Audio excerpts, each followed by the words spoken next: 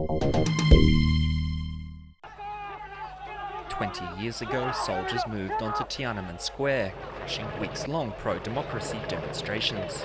Hundreds and possibly thousands of people were killed in the chaos. Authorities have not released a definitive account to the public describing what happened during the crackdown.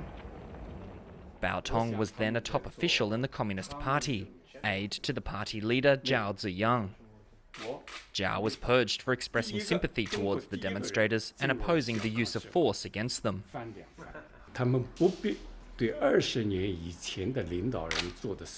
Today's leaders cannot be held accountable for the things done by leaders 20 years ago, but they are still the national leaders, and I hope they can make public the truth of 20 years ago.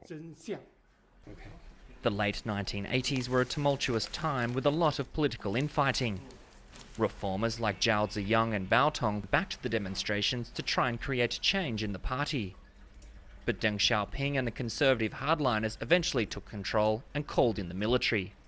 Bao says the leadership's inability to come clean and provide justice to the victims has stunted China politically.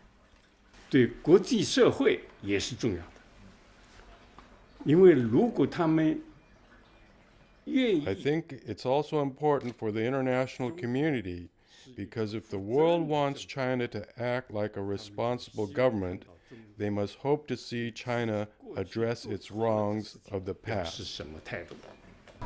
The events which unfolded on the square 20 years ago were one of the most traumatic political events since the founding of the People's Republic of China. The use of military force on its own people cemented the Communist Party's rule over the country, and it has not been seriously threatened ever since.